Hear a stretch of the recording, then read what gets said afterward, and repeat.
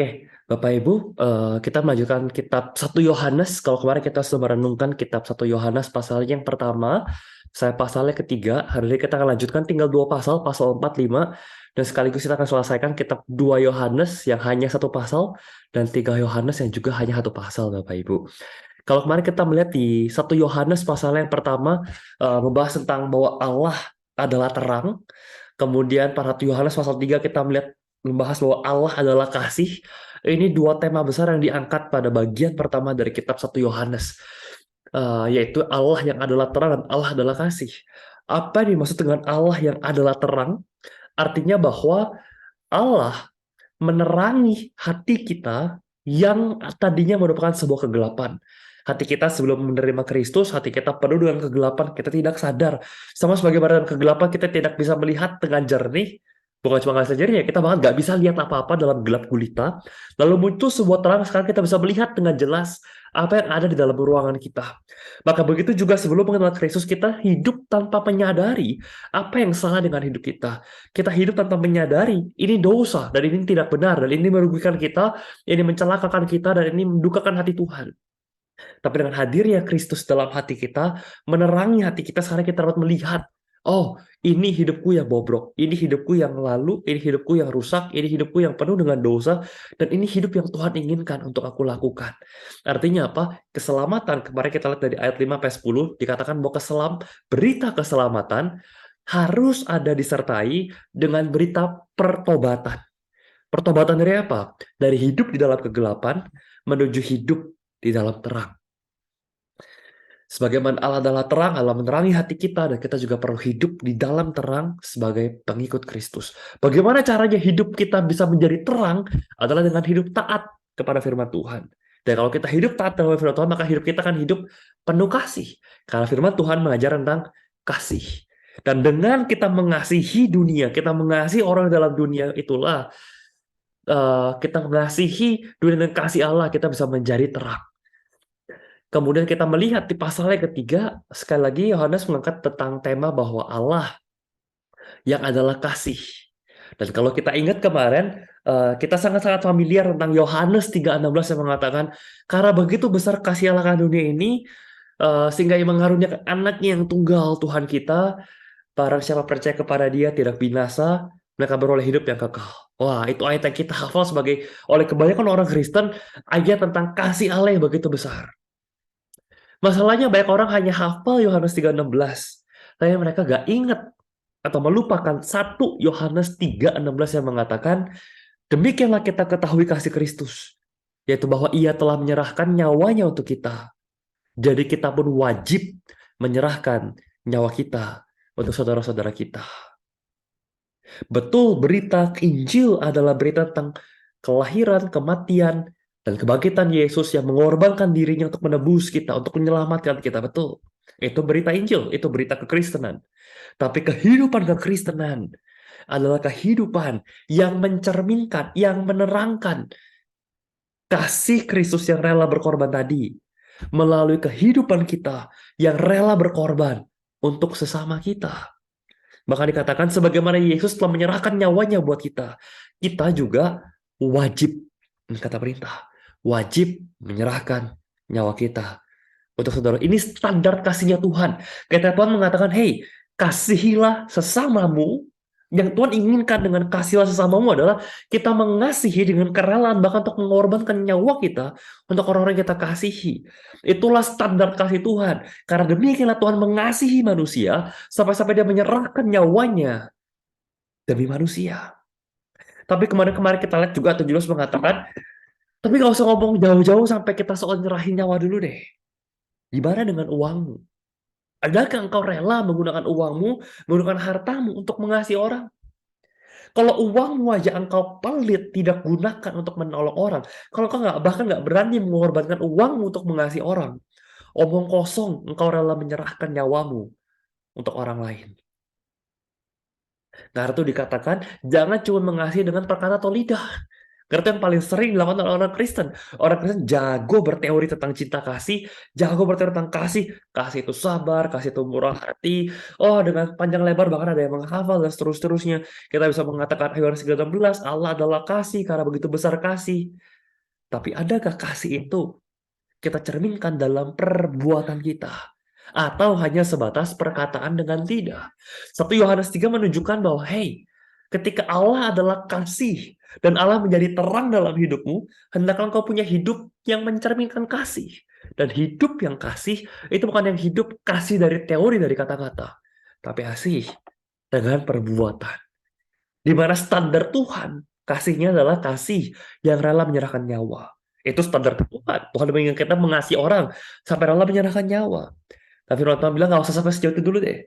Hartamu dulu, uangmu dulu. Rela gak kau korbankan untuk mengasihi orang? Kalau firman Tuhan mengatakan di mana hartamu berada, di situ hatimu berada. Kalau kau punya hati yang mengasihi orang, akan tercermin dari bagaimana uangmu keluar untuk mengasihi orang. Dan bukan uangmu keluar hanya untuk mengasihi diri sendiri. Lalu yang menarik di kemarin bagian pertama, paruh pertama Yohanes 2 adalah adanya tentang topik antikristus. Yang hari ini akan kita lanjutkan topik antikristus ini masuk ke pasal yang keempat. Tapi sebelum kita masuk ke pasal 4, saya review sedikit tentang Yohanes 1 Yohanes pasal kedua tentang antikristus. 1 Yohanes 2 ayat 18 sampai 27. Ayat 18 dulu saya bacakan. Anak-anakku, waktu ini adalah waktu terakhir. Waktu yang terakhir kemarin kita lihat adalah masa-masa zaman akhir gitu ya, akhir zaman, di mana masa di mana Yesus dan naik ke atas surga, dan masa menunggu kedatangan Yesus yang kedua kali.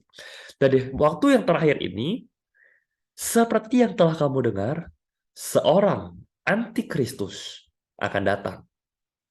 Sekarang telah bangkit banyak antikristus. Itulah tandanya bahwa waktu ini benar-benar adalah waktu yang terakhir. Di sini benar Bapak Ibu dikatakan yang kalimat pertama, seorang antikristus akan datang. Ada berapa antikristusnya? Satu orang. Kapan datangnya? Akan. Berarti di masa depan. Sekarang belum datang. Antikristus satu dan datangnya di masa depan. Tapi tiba-tiba kalimat berikutnya berkata, sekarang telah bangkit banyak antikristus. Ada berapa antikristusnya? Ada banyak, lebih dari satu. Kapan datangnya? Sekarang udah datang antikristusnya. Loh, ini kok berkontradiksi. Kalimat pertama mengatakan antikristus cuma satu dan belum datang, datangnya di masa depan. Kata lagi mengatakan kalimat berikutnya antikristusnya ada banyak dan sekarang udah ada, bukan di masa depan. Nah, ini menunjukkan dua kalimat ini sedang menunjukkan kepada dua antikristus yang berbeda. Apa nih maksud dengan dua antikristus yang berbeda? Antikristus yang pertama, yang hanya satu orang dan akan datang, itu adalah antikristus yang akan datang nanti, yang kalau nanti kita di kitab Wahyu akan lihat dalam wujud binatang dan seterusnya. Ini adalah sosok penguasa dunia yang diberikan kuasa oleh setan. Dia adalah sosok manusia, satu tokoh dunia yang nanti akan kita temukan, yang nanti akan kita hadapi di akhir zaman, di menjelang kedatangan Yesus yang kedua kalinya. Seseorang yang terang-terangan menentang Kristus, katanya antikristus. Artinya dia menentang Kristus, menolak Kristus, dan bahkan melawan Kristus. Dan dia nanti akan datang. Ini sosok yang nanti akan kita wahyu. Seseorang yang pemimpin dunia yang di empowered, yang diberdayakan, diberikan kuasa oleh setan. Tapi di kalimat kedua, ketika kita melihat antikristus yang banyak ini, itu konteksnya berbeda. Ini kita sedang berbicara tentang orang-orang yang sekarang sudah ada di zaman ini, yang memiliki roh antikristus. Atau dengan kata lain, Yohanes sedang menunjuk kepada pengajar-pengajar palsu, atau nabi-nabi palsu, atau pendeta-pendeta yang kelihatannya pendeta Kristen, tapi sebenarnya ajarannya bertentangan dengan ajaran Kristus. Beritanya bertentangan dengan berita Injil. Dia tidak secara langsung mungkin langsung melawan Kristus, bisa jadi dia melawan Kristus juga, tapi tidak semua secara terang-terangan melawan Kristus secara terang-terangan, tapi menjerumuskan orang-orang untuk seolah-olah mengikuti ajaran Kristen, tapi sebenarnya sedang menyimpang atau menyeleweng dari inti kekristenan, menyeleweng dari apa yang Kristus kehendaki. Ini adalah para pengajar-pengajar palsu, orang-orang dengan roh antikristus. Nah, kita masuk ke 1 Yohanes pasal yang keempat, Bapak Ibu, akan dikasih tahu ciri-cirinya orang yang punya roh Allah dan roh antikristus. Nah, roh antikristus ini merujuk kepada hati Yohanes 2 yang kalimat kedua. Yang sekarang udah banyak, dan sekarang udah ada, dan jumlahnya banyak. Bukan bicara tentang nanti sosok tokoh pemimpin dunia yang diberikan kuasa setan menjadi antikristus di kedatangan Yesus kedua kali. Bukan. Tapi yang sekarang sudah ada, sekarang kita hadapi. Siapa mereka? Mereka adalah para pengajar-pengajar palsu. Atau dalam konteks mereka, nabi-nabi palsu, rasul-rasul palsu. Mereka lah orang-orang yang disebut dengan roh antikristus. 1 Yohanes 4 ayat yang pertama saya bacakan. Saudara-saudaraku yang kekasih, janganlah percaya akan setiap roh, tetapi ujilah roh-roh itu. Apakah mereka berasal dari Allah?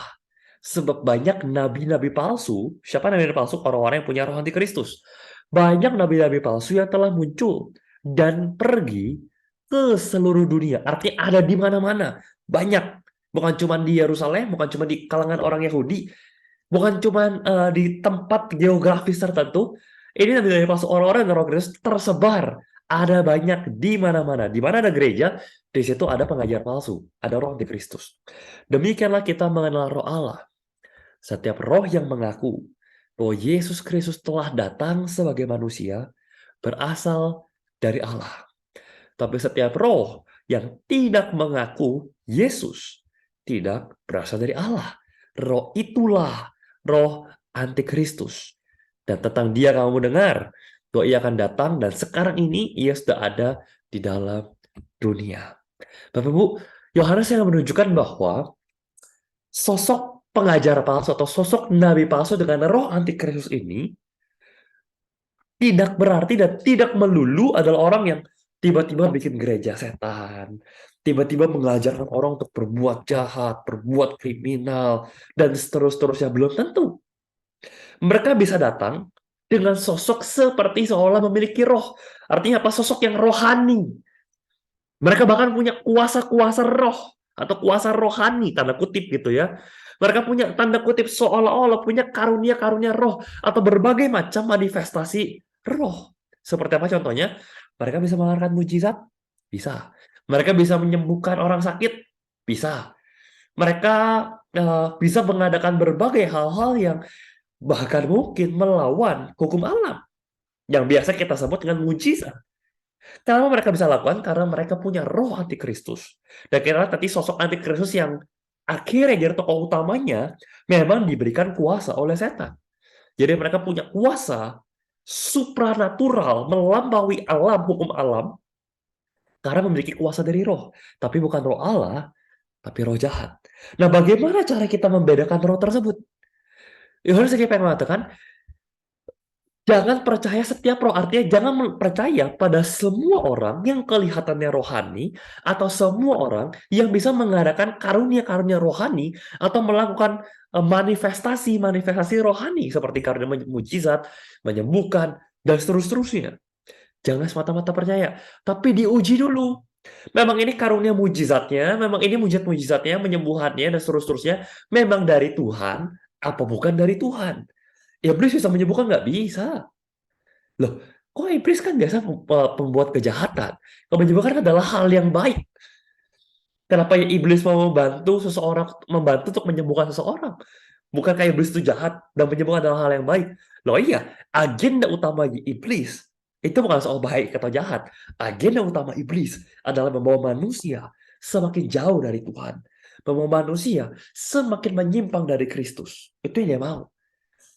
Dan tahukah bahwa apa yang kelihatan baik oleh manusia juga bisa dipakai oleh iblis untuk menjauhkan manusia dari Tuhan.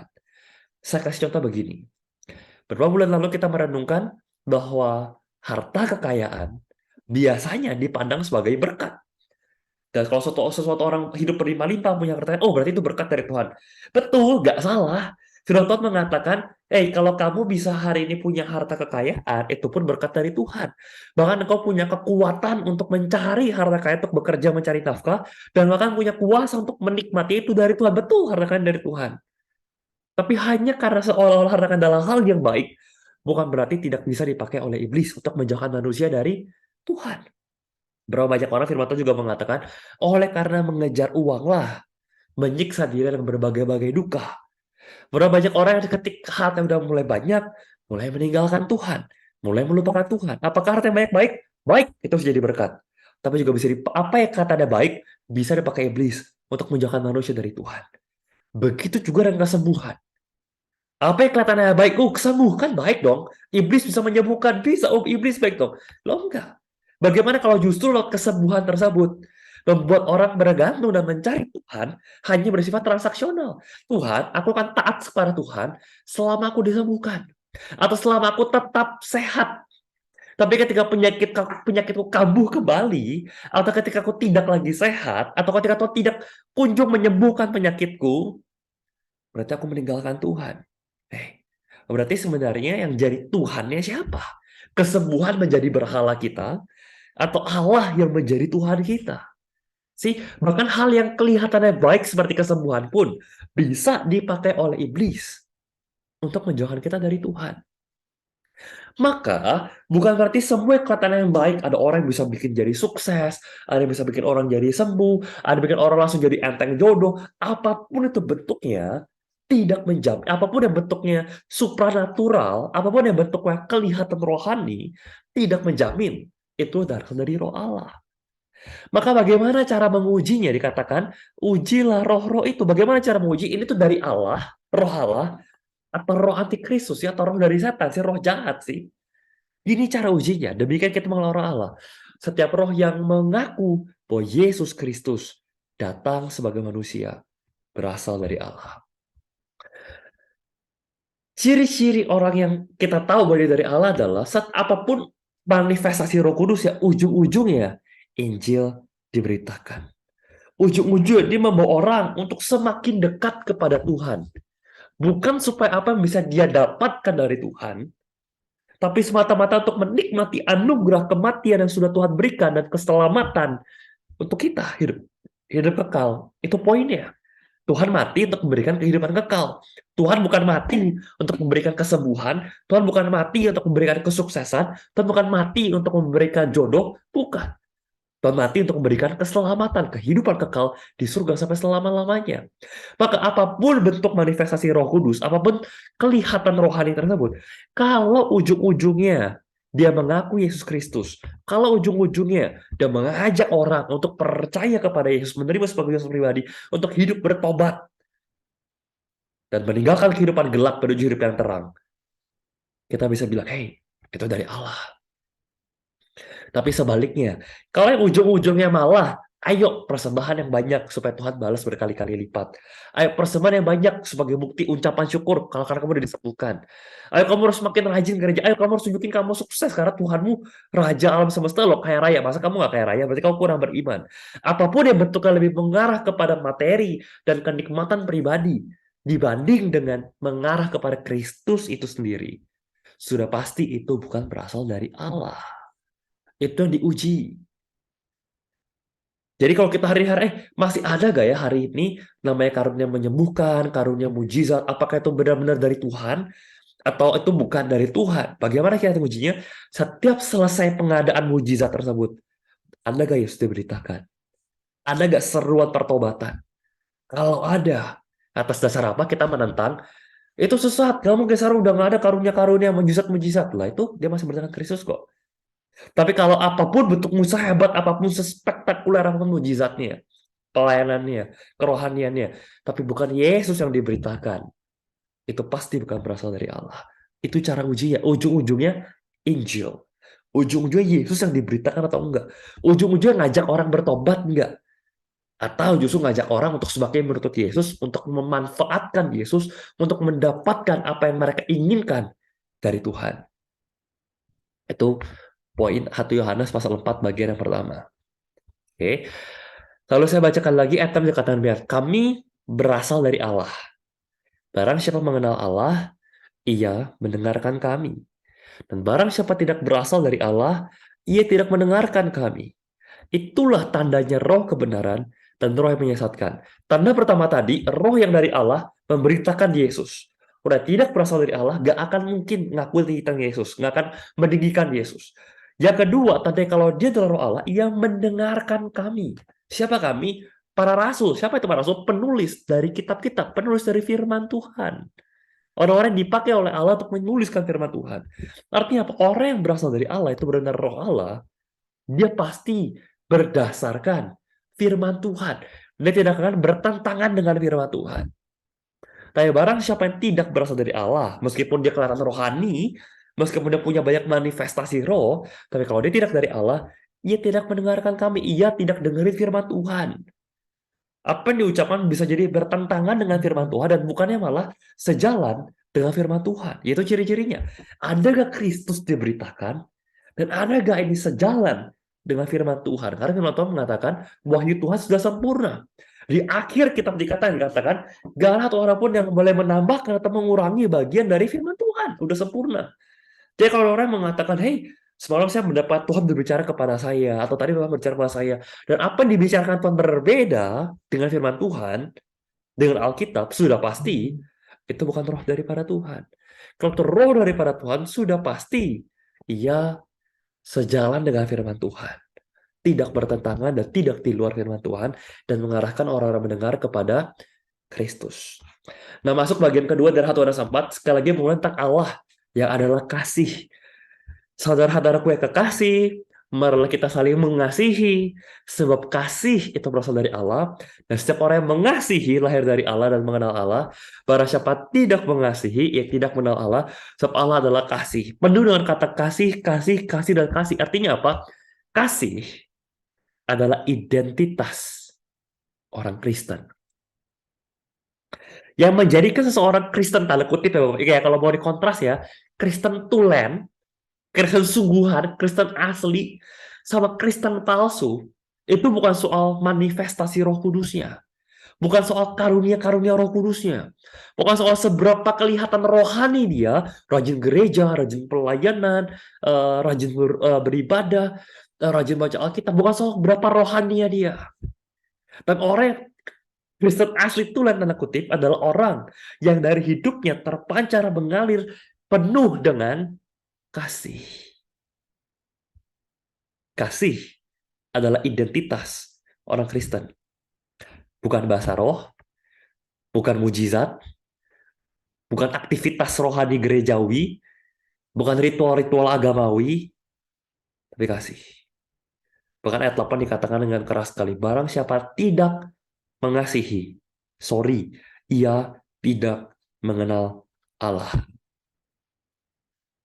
Dan kalau kita tidak mengenal Allah, masih ingat seruan Yesus mengatakan, di kitab Matius mengatakan, pada akhir zaman akhir bakal banyak menyerukan, Tuhan, Tuhan, aku bermujizat demi namamu, aku bernubuat demi namamu, aku mengusir setan demi namamu. Luar biasa pelayanannya. Tapi Yesus mengatakan apa? Aku tidak mengenal engkau. Enyahlah engkau daripadaku, hai para pembuat kejahatan. Karena kekristenan adalah soal relationship. Soal relasi, bagaimana kita punya hubungan pribadi dengan Allah, bagaimana kita punya relasi yang intim, saling mengenal dengan Allah. Tapi dikatakan, kalau kita tidak punya kasih, itu artinya kita tidak punya relasi pribadi dengan Allah. Kalau kita nggak punya kasih, jangan-jangan kita belum benar-benar menerima Tuhan di dalam hati kita. Karena ciri-ciri orang yang sudah sungguh-sungguh Kristus adalah kasih. Ada kasih dalam kehidupannya. Ayat 10 dikatakan, inilah kasih itu.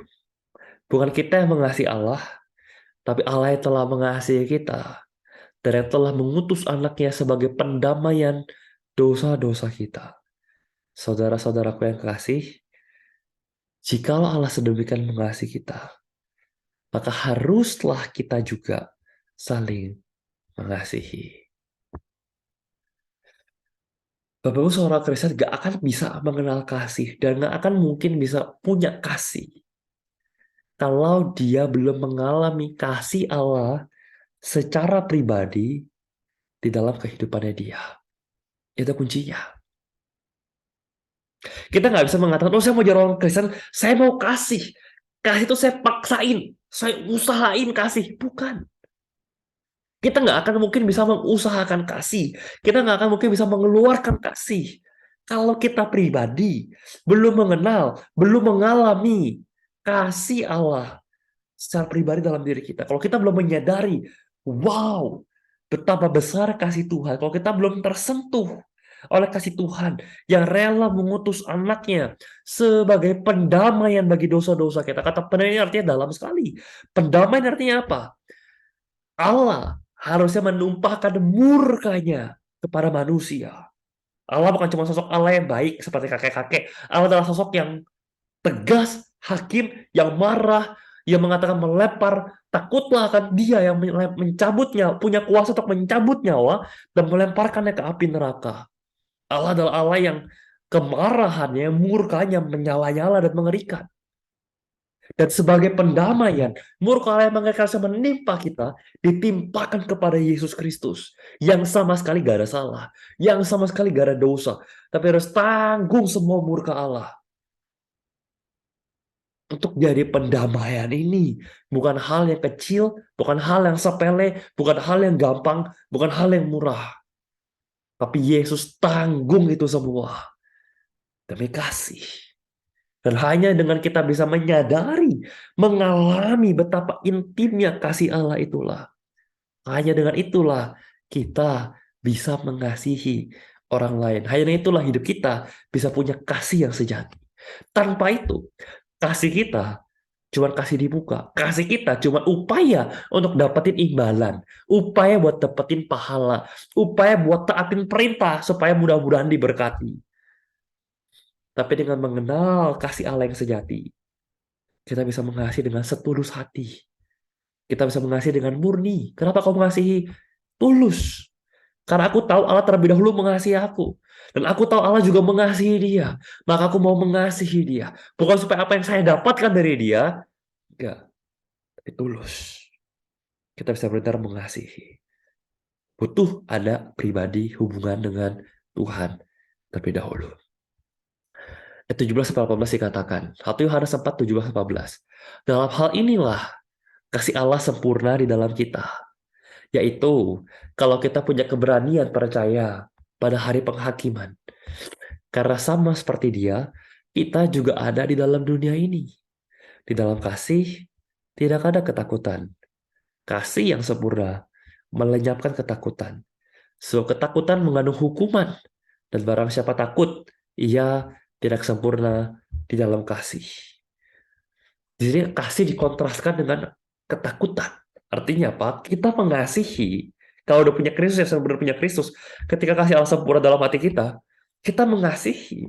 Satu, bukan karena kita takut hukuman. Bukan karena kita takut kualat. Tapi kita bisa mengasihi dengan tulus karena ungkapan syukur. Kita bisa mengasihi dengan tulus karena Tuhan telah mengasihi dan kita menikmati kasih tersebut. Yang kedua, ketika kita punya kasih yang sempurna dalam diri kita, maka kita tidak takut mati. Kita punya keberanian percaya pada hari penghakiman. Kita nggak takut kalau besok Yesus datang kedua kali. Kita nggak takut kalau besok kita harus mati. Kenapa? Karena kita punya keyakinan akan keselamatan. Karena kita tahu kasih Allah itu sempurna.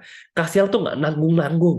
Allah menyelamatkan kita dengan kasihnya. Dan keselamatan itu jaminan pasti 100%. Bukan tergantung kebaikan saya lagi, bukan tergantung perbuatan saya lagi, bukan tergantung ketaatan saya lagi. Kalau kasih Allah, oh ya udah deh, saya selamatin kamu ya. Kalau ada syaratnya, sampai mati kamu Kristen, saya mati kamu nggak berdosa, saya mati kamu rajin pelayanan, saya mati kamu aktif lakukan semua perintah-perintahku. Kamu Kristen, kamu masuk surga. Tapi kalau enggak, sorry ya, itu kasih Tuhan nggak sempurna. Itu kasih Tuhan masih setengah-setengah. Kasih yang transaksional. Tapi kita kasih Allah sempurna. Tuhan nggak mandang. Kita mau sejatuh apa, mau sebobrok apa, mau jatuh bangun kayak gimana. Tuhan selamatkan kita sekali. Apapun yang terjadi, kita selamat. Apapun yang terjadi, kita 100% masuk surga. Kita nggak perlu lagi takut mati. Karena semua kesalahan, semua pelanggaran kita sudah dihapus. Sebaliknya semua kebaikan, semua pelayanan, semua kasih kita dicatat. Dan Tuhan siapkan harta surgawi bagi kita. Asal masih katakan, kita mengasihi. Karena Allah lebih dahulu mengasihi kita. Bukan karena kita yang baik. Bukan karena kita yang saleh. Oh ya saya kasih ya. Sekarang saya kasih. Bukan. Kita bisa punya kasih. Itu karena Allah yang lebih dulu mengasihi kita. Sehingga bisa menimbulkan, menarik, memancing pertumbuhan kasih dalam diri kita. Itu perlu dikatakan, jikalau seorang berkata, aku mengasihi Allah, dan ia membenci saudaranya, maka ia adalah pendusta. Karena barang siapa tidak mengasihi saudara yang dilihatnya, tidak mungkin mengasihi Allah yang tidak dilihatnya. Dan perintah ini kita terima dari dia. Barang siapa mengasihi Allah, ia harus juga mengasihi saudaranya. Bapak Ibu bohong kalau kita bilang kita mengasihi Allah yang tidak kelihatan. Kalau orang yang kelihatan, gak bisa kita kasihi. Mengasihi Allah diwujudkan dengan perbuatan nyata, perbuatan kasih, mengasihi sama kita. Masuk Yohanes pasal kelima Bapak Ibu. Ini juga menarik. 1 Yohanes 5:1 dikatakan, setiap orang yang percaya bahwa Yesus adalah Kristus, lahir dari Allah. Dan setiap orang yang mengasihi dia, yang melahirkan, mengasihi juga dia yang lahir daripadanya. Bapak Ibu, lanjut dulu ayat 5 ya. Siapakah yang mengalahkan dunia selain daripada dia yang percaya bahwa Yesus adalah anak Allah? Bapak Ibu, kalau kita sering mengatakan bahwa oh orang Kristen nih tadi ya, pertobatan dari hidup lama dalam kegelapan menuju hidup di dalam terang, kita sebut perubahan tersebut adalah dengan proses lahir baru. Oke, kita lahir ya tadi kita lahir dari ibu kita, dari kandungan ibu kita dikeluarkan. Sekarang kita lahir dari Roh Kudus, lahir dari Allah kita dilahir, barukan lagi. Dan konsep dilahir barukan ini kita lahir kembali itu juga diambil dari yang sulung, yaitu Yesus Kristus disebut dengan anak Allah. Kenapa? Karena Yesus kenapa Yesus disebut sebagai anak Allah Bapak Ibu? Karena Yesus tanda kutip lahir dari Allah. Saya jelasin ya sebelum kok absurd sekali Yesus lahir dari Allah. Jadi gini, ketika kita mengatakan konsep lahir itu apa sih? Bayi lahir dari seorang ibu. Artinya sebelum bayi tersebut dilahirkan, bayi tersebut ada di dalam kandungan ibunya. Lalu bayi tersebut dikeluarkan dari dalam tubuh ibunya, ya yang di dalam tubuh ibunya sekarang ada di luar ibunya. Dia lahir keluar dari dalam ibunya. Begitu juga dengan Allah anak yaitu Yesus. Sebelum Yesus tanda kutip lahir, Yesus ada di dalam Allah Bapa dari kekekalan. Bedanya tadi bayi baru ada di dalam janin kandungan ibunya ketika terjadi pembuahan antara suami dan istri. Yesus sudah ada di dalam Allah Bapa sejak kekekalan. Lalu Yesus tanda kutip lahir. Yesus yang ada di dalam Allah Bapa sekarang keluar dari dalam Allah Bapa. Gimana cara keluarnya? Firman Tuhan mengatakan Allah berfirman, nefes, dengan cara dihembuskan. Pada mulai adalah firman, dan firman itu adalah Allah, firman itu bersama-sama dengan dia, dan firman itu menjadi manusia. Cuma itu firman, Yesus adalah firman. Bagaimana Yesus keluar dari Allah Bapa, Yesus dari dalam Allah Bapa, Allah berfirman, Allah menghembuskan, Allah berkata-kata. Dengan demikian Yesus keluar, Yesus Kristus sang firman, yang tadi ada di dalam diri Allah Bapa, sekarang ada di luar diri Allah Bapa, keluar dari Allah Bapa. Maka digunakan kata lahir dari Allah, atau anak Allah. Meskipun kata lahir seringkali, iya kalau bahasa Indonesia sama ya, kata lahir dalam bahasa Inggris ada kata giving birth. Seorang ibu melahirkan anaknya, giving birth. Ada juga seorang ayah memperanakan anaknya. Ketika ayah memperanakan anaknya disebut beget atau begotten. Yesus itu diperanakan oleh Allah atau begotten dari Allah Bapa, bukan born, bukan birth, bukan dilahirkan seperti seorang ibu melahirkan. Sama seperti Abraham memperanakan Ishak, bukan Abraham yang melahirkan Ishak gitu kan, tapi kita tahu Ishak berasal dari Abraham. Dan Abraham memperanakan Ishak. Begitu juga dengan Allah, Yesus begotten dari Allah Bapa, Yesus berasal dari Allah Bapa, dari dalam Allah Bapa, dan sekarang diperanakan, dikeluarkan dari Allah Bapa. Itu mengapa Yesus disebut sebagai anak Allah. Bukan berarti Kan saudara kita sering mengatakan, oh kan Allah tidak kawin dan tidak mengawinkan dan seterusnya. Memang Allah tidak kawin. Allah tidak perlu ada persetubuhan dan hubungan seksual untuk keluar ya. Enggak, Yesus sudah ada di dalam Allah Bapa sejak kekekalan. Kita lanjut ya. Lalu ayat 5 ayat 7 dikatakan, ini juga benar, tentang anak Allah. Sebab ada 3 yang memberikan kesaksian di dalam sorga, yaitu Bapa, yaitu Firman atau anak Allah, Yesus, dan Roh Kudus. Dan ketiganya adalah satu. Inilah konsep Tritunggal. Baik yang mengatakan, loh, Alkitab kok nggak bahas Tritunggal? Dari mana orang Kristen orang Tritunggal? Ya biasanya cuma diambil, oh kan ketika Yesus sedang mengeluarkan amanat agung gitu kan, oh baptislah mereka dalam nama Bapa dan Anak, dan Putra dan Roh Kudus, itu ada 3 gitu kan. Ya itu juga betul, tapi kata Tritunggal berasal dari mana? Dari sini. Ketiganya adalah satu. Loh, apa maksudnya 3 adalah satu? Kalau 3 ya 3, tidak mungkin satu. Kalau satu ya satu, bukan 3. Karena satu kurang dari 3, 3 lebih dari satu. Tapi ayat 7, 1 Yohanes 5 ayat 7 mengatakan, ketiganya adalah satu. Apa artinya ketiga itu? Inilah konsep Tritunggal. 3 pribadi. Tiga-tiganya, Allah Bapa, Allah Firman, Allah Anak, Allah Roh Kudus, Bapa, Firman, dan Roh. 3 pribadi. Satu esensi. Satu Allah. Jadi Allah kita ada berapa? Allah kita satu. Tapi Allah kita ada 3 pribadi. Itu Allah Bapa, Allah Anak, Allah Roh Kudus. Satu esensi, 3 pribadi. Ayat 9 dikatakan, kita menerima kesaksian manusia, tetapi kesaksian Allah lebih kuat. Sebab demikianlah kesaksian yang diberikan Allah tentang anaknya. Barang siapa percaya kepada anak Allah, ia mempunyai kesaksian itu dalam dirinya. Barang siapa tidak percaya kepada Allah, ia membuat dia menjadi pendusta. Karena ia tidak percaya akan kesaksian yang diberikan Allah tentang anaknya. Bagaimana cara kita tahu Yesus adalah anak Allah? Banyak yang mengatakan bahwa mana kalau Yesus anak Allah, Yesus aja nggak pernah klaim kalau dia anak Allah, kamu yang sebut-sebut dia anak Allah. Tapi kita harus sama-sama bahas ya. Sekalipun Yesus klaim dia anak Allah, apakah otomatis kita semua percaya? Belum tentu.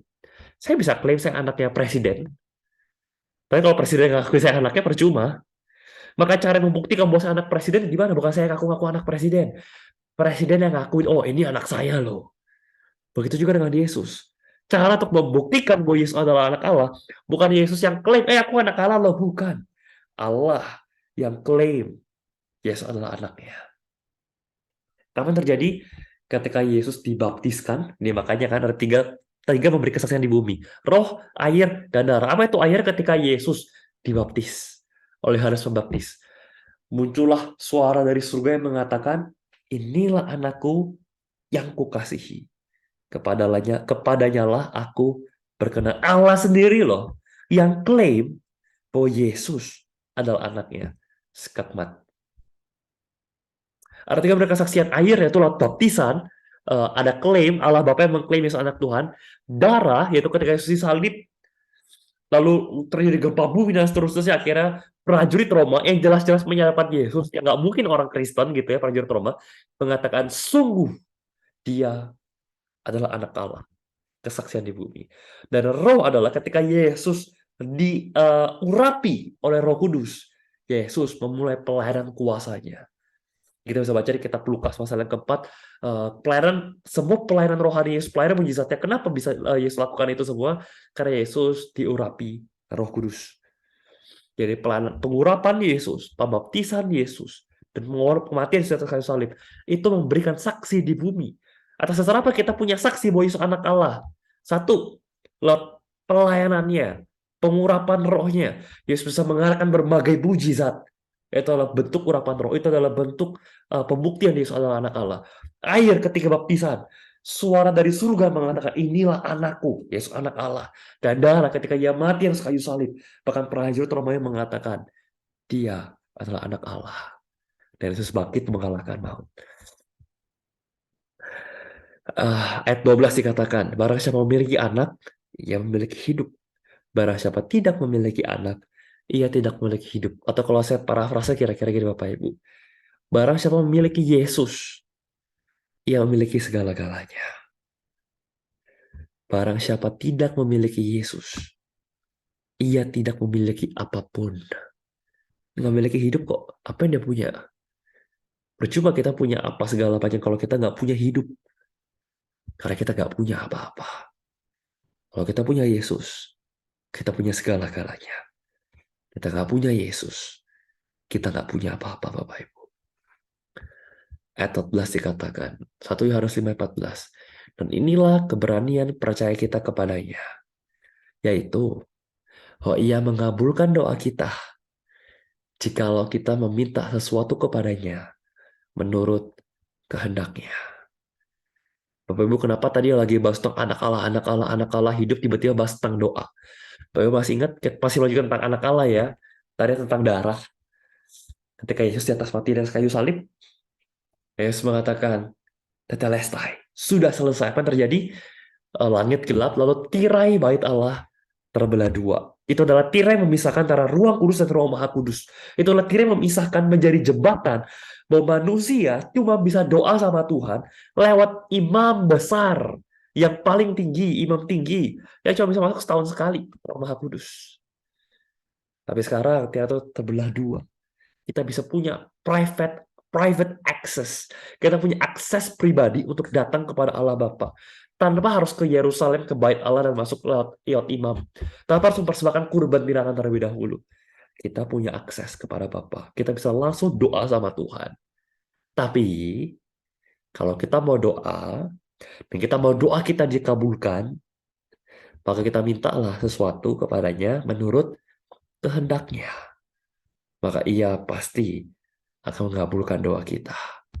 Bukan doa minta untuk kepentingan pribadi, untuk kehendak pribadi, tapi sejalan dengan kehendak Tuhan. Ayat 20 penutup dikatakan, akan tetapi kita tahu bahwa anak Allah telah datang dan telah mengaruniakan pengertian kepada kita, supaya kita yang mengenal yang benar dan kita ada di dalam yang benar, di dalam anaknya Yesus Kristus. Dia adalah Allah yang benar dan hidup yang kekal.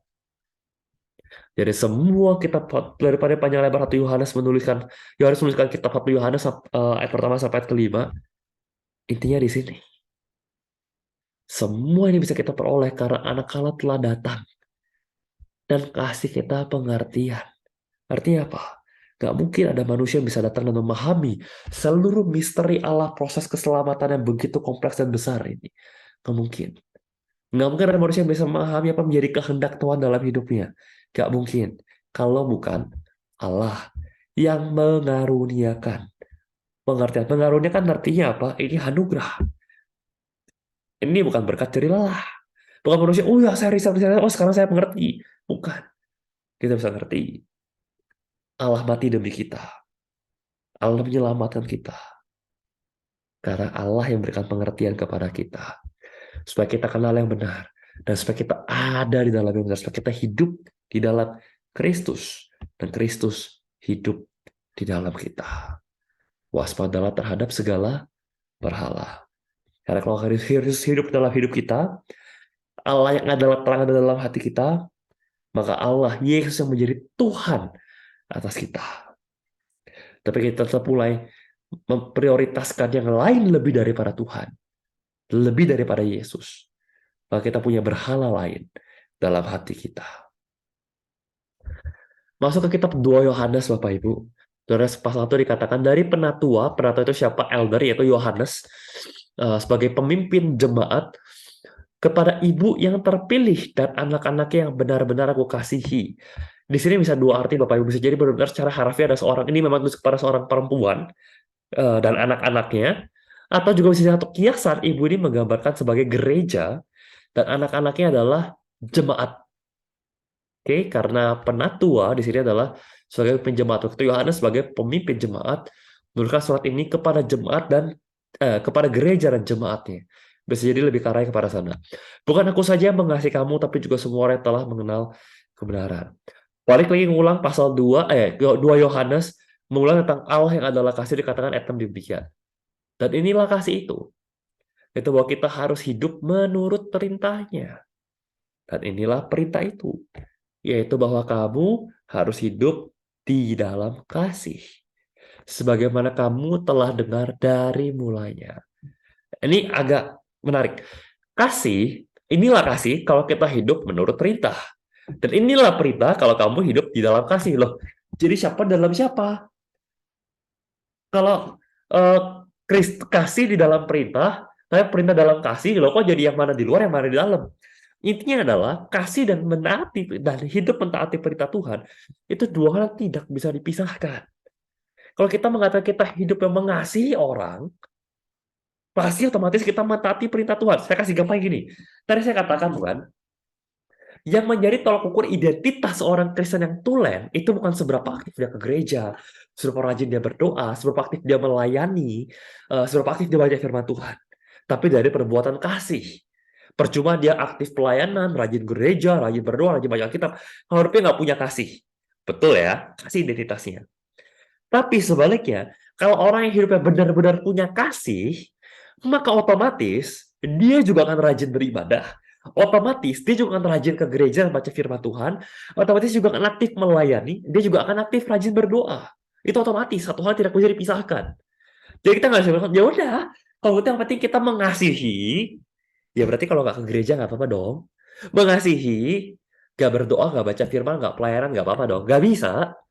Karena sebagaimana kasih ada di dalam perintah, hidup ketaatan, dan ketaatan perintah ada di dalam kasih, begitu juga dengan kalau kita bilang kita mengasihi, tidak mungkin kita tidak mentaati perintah Tuhan. Kalau kita hidup dalam kasih, nggak mungkin kita nggak ke gereja, nggak mungkin kita nggak pelayanan, nggak mungkin kita nggak eh, baca firman Tuhan, nggak mungkin kita nggak berdoa, nggak mungkin. Meskipun mungkin untuk kita berdoa, gereja, pelayanan, tanpa kasih. Tapi kalau kita kasih, kita tidak mungkin tidak melakukan perintah-perintah Tuhan. Itu maksud dari ayat 6, yang sifatnya paradoks. Ada satu di luar, satu di dalam, satu di dalam, satu di luar. Masuk ke ayat 9 dikatakan demikian. Setiap orang yang tidak tinggal di dalam ajaran Kristus, tetapi yang melangkah keluar dari situ, tidak memiliki Allah. Barang siapa tinggal di dalam ajaran itu, ia memiliki Bapa dan anak. Bapak disarkan di sini, setiap orang yang tidak tinggal dalam ajaran Kristus, keluar dari situ, tidak memiliki Allah. Artinya apa? Orang yang punya kasih, selain tadi terlihat dari perbuatan aktif pelayanan dia juga tinggal di dalam ajaran Kristus. Dia berpegang pada pemahaman, para teologi, pada doktrin yang benar tentang Kristus. Dan bukan menyimpang dan bukan melangkah keluar dari situ. Itu menunjukkan apa? Yang namanya hidup kasih, yang namanya hidup aktif perbuatan, menjalankan perintah, dan yang namanya hidup punya pengenalan ajaran tentang Kristus, pemahaman yang benar tentang Kristus. Itu tiga hal yang tidak bisa dipisahkan. Kita nggak bisa bilang bahwa, oh yang penting saya udah kasih, tapi saya nggak pelayanan. Atau yang penting saya udah pelayanan, tapi saya nggak mau belajar firman. Nggak mau ngerti ajaran Kristus. Nggak bisa. Kalau kita benar hidup dalam kasih, kita pasti pelayanan, kita pasti aktif gereja, aktif bersekutu, aktif berdoa, aktif beribadah. Dan kalau kita punya kasih, kita tinggal dalam Kristus, kita juga pasti tinggal di dalam ajarannya. Kita pasti punya kerinduan untuk belajar mengenal Tuhan semakin dalam. Kita rindu akan firman, akan ajaran, akan teologi, pengajaran atau pengetahuan ilmu yang berusaha untuk mengenal Tuhan. Atau doktrin. Doktrin artinya adalah pengajaran, sama aja. Doktrin atau teologi. Tiga hal tidak bisa dipisahkan. Belajar tentang Tuhan, mengenal ajarannya, aktif perbuatannya, dan juga hidup kasihnya. Itu tidak bisa dipisahkan. Itu inti dari kitab 2 Yohanes. Dan 3 Yohanes, Bapak Ibu, bagian terakhir saya bacakan aja singkat. 3 Yohanes pasalnya kelima sampai ke-8. Saudaraku yang kekasih, engkau bertindak sebagai orang percaya, di mana engkau berbuat segala sesuatu untuk saudara-saudara, sekalipun mereka adalah orang-orang asing. Mereka telah memberikan kesaksian di hadapan jemaat tentang kasih-Mu. Baik benar perbuatanmu, jikalau engkau menolong mereka dalam perjalanan mereka, dengan suatu cara yang berkenan kepada Allah. Sebab karena namanya, mereka telah berangkat dengan tidak menerima suatu apapun dari orang-orang yang tidak mengenal Allah. Dan kita wajib menerima orang-orang yang demikian. supaya kita boleh mengambil bagian dalam pekerjaan untuk kebenaran. Lalu dikatakan di sini bagaimana seorang Kristen bertindak kepada orang asing. Jadilah kesaksian. Artinya apa? Jangan cuma punya kasih, jangan cuma kelihatan perbuatan baik di dalam gereja. Tapi lakukan juga di luar gereja. Perbuatlah segala sesuatu untuk saudara-saudaramu. Sekalipun mereka adalah orang-orang, sekalipun mereka bukan orang Kristen, sekalipun mereka adalah orang-orang di luar tembok gereja. Karena dengan demikianlah kita menyaksikan kasih. Lalu kita menolong orang dalam perjalanan. Waktu itu masih zaman orang pindah-pindah. Intinya apa? Lawan perbuatan baik bukan cuma kepada orang-orang di gereja. Bukan cuma kepada orang-orang yang kamu kenal baik, orang-orang yang kamu dekat, orang-orang yang sama-sama seiman. Perbuatlah kasih kepada semua orang. Dan juga dikatakan di sini, bahkan kalau orang-orang yang bermisi, ada orang-orang yang mau pergi menginjilan, mau pergi melayani, pergi mengasihi orang-orang yang tidak mengenal Tuhan. Dan mereka nggak ambil upah sama sekali, nggak ambil untung sama sekali di sana, nggak terima apa-apa di sana. Yuk kita support. Jadi antara kitanya yang mulai berbuat baik sama orang-orang di luar gereja, atau kalau kita belum bisa, dan kalau kita tahu ada orang yang aktif melayani orang-orang di luar gereja, dan nggak menerima apa-apa, kita support mereka. Saling menolonglah. Perlawanan. Saudaraku yang kekasih, jangan meniru yang jahat, melainkan tirulah yang baik. Karena barang siapa berbuat baik, ia berasal dari Allah. Tapi barang siapa berbuat jahat, ia tidak pernah melihat Allah. Hidup Kristen tercermin dari kasih, dari perbuatan, nanti perintah, dan dari ajaran yang benar di dalam Tuhan. Mari Bapak Ibu kita tundukkan kepala kita tuh dalam doa. Bapa dalam surga, terima kasih kalau kami boleh menyelesaikan kitab 1, 2, dan 3 Yohanes. Terima kasih kalau kami boleh punya Kristus dalam diri kami. Kristus yang adalah terang, Kristus yang adalah kasih. Dan Tuhan biar kami boleh terus mengingat-ingat Tuhan. Identitas kami sebagai orang Kristen bukan terlihat dari sudah rohaninya kami, bukan terlihat dari perbuatan ritual agamawi kami, tapi terlihat dari seberapa kami hidup dalam kasih. Kalau kami hidup dalam kasih, otomatis kami akan aktif dalam kegiatan rohani. Kalau kami hidup dalam kasih, otomatis kami akan punya kerinduan akan pengajaran yang benar di dalam Kristus. Dan juga ajar kami Tuhan agar kami bukannya sebatas mengasihi orang dalam gereja kami, dalam komunitas kami, dalam keluarga yang dekat kepada kami. Kita juga mengasihi orang-orang yang belum mengenal Tuhan. Dan kami bisa mensupport orang-orang yang melayani orang-orang yang belum mengenal Tuhan. Tuhan, pakai hidup kami. Biarlah identitas kasih yang kami miliki boleh semakin terpancar dalam kehidupan kami. Tuhan pakai kami, seturut dengan kehendak-Mu. Dan biar kemuliaan-Mu yang semakin terang Tuhan. Dan kemuliaan kami yang semakin redup. Ini doa kami Bapa. Mengucap syukur untuk firman-Mu. Di dalam nama Tuhan Yesus. Kami berdoa. Kami bersyukur. Amin.